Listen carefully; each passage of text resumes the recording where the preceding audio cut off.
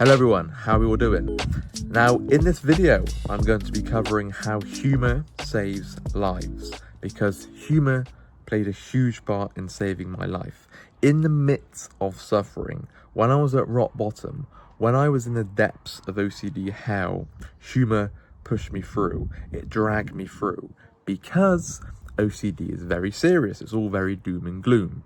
Okay, so when I started going towards making jokes, getting involved in jokes on the groups with the coaches, getting involved in sarcasm, getting involved in just banter and humor, then although it didn't make me any better immediately, although I didn't just suddenly get better because I made jokes, it then felt right.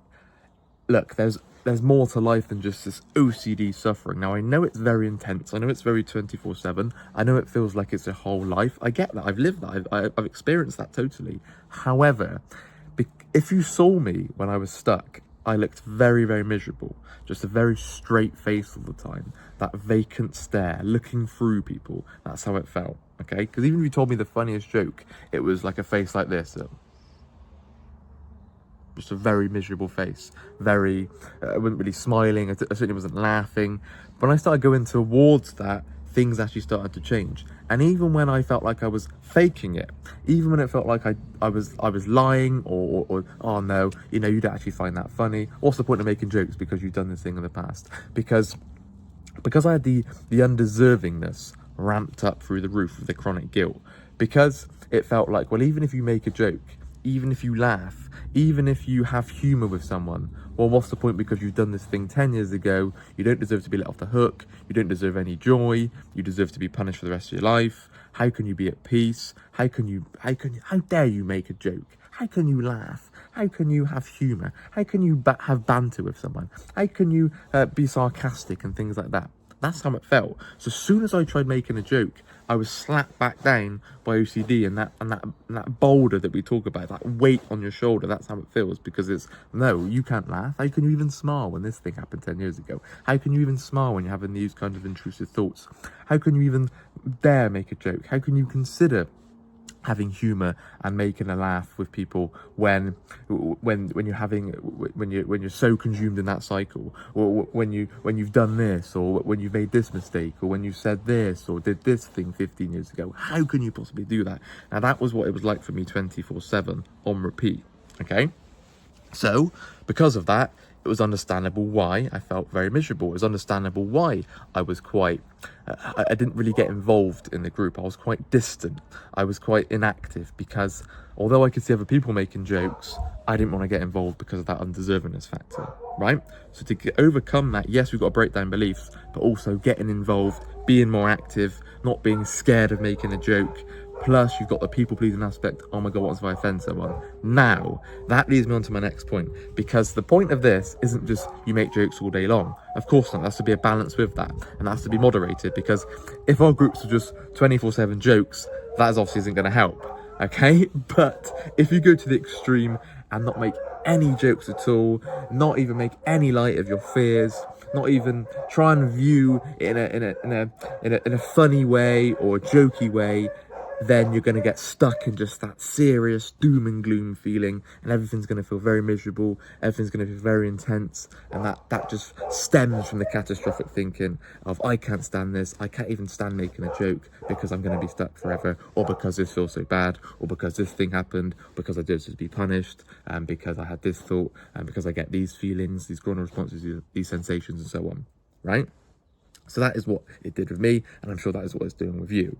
Okay, so if you feel like you are avoiding, if I look back at some of the humour that I had, it was sort of going back and forth and making light of fears, right? That's not to say you're downplaying anyone's suffering. That's not to say you think you're laughing at anyone's suffering. You're not making a mockery of anyone's suffering. You're not joking about them with OCD. No, you're just looking at your fear in a different angle, because otherwise, like I've said, you'll get weighted down by how serious and how scary it all suddenly feels. Because we all know, for example, when we're triggered, how real it feels again, right? Now, of course, we have to look at the fears at play. What am I scared of? Why am I triggered?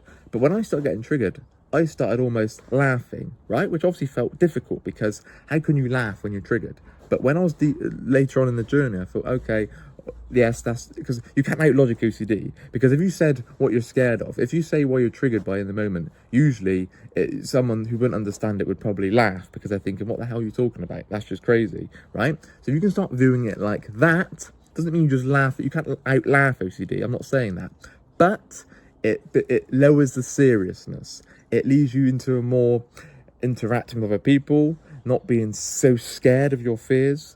It leads you into more breaking down irrational beliefs because you are making light of your fears. You're seeing it for what it is. You're seeing fear as just an illusion.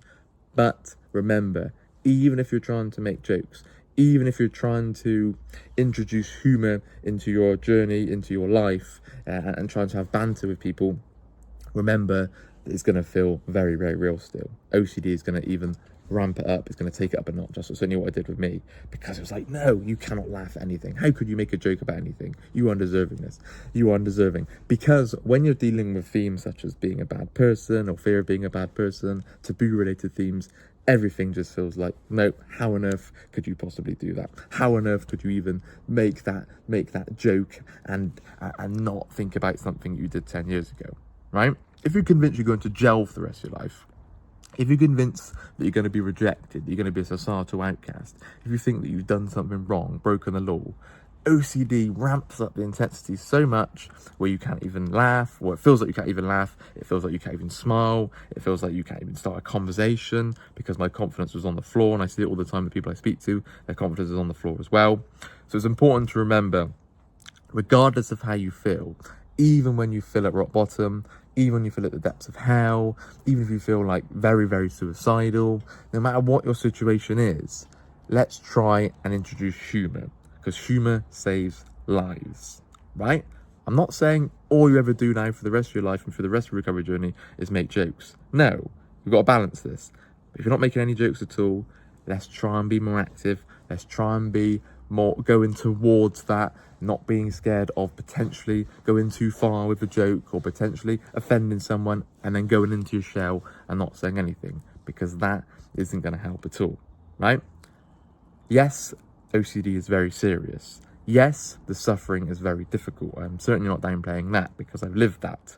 However, humour is very, very important. Even now, us as coaches, me, Rob, Nick, Momin, Gemma, and we all make jokes, we all back and forth banter. Yes, we're very, very focused on the mission, we're very focused on the job, of course, but humour is very important, because if you just get sucked in with the seriousness and the doom and gloom and the negativity of life, then before you know it, life passes by and you're not realising, or you're not taking in, and you're forgetting the shortness of life, the pleasures of life, so and the funny things around life that you can joke around. Like, even if I make a mistake, right? If I make a serious mistake, of course I'm going to be frustrated that I did that and try and change that behaviour. Of course I am.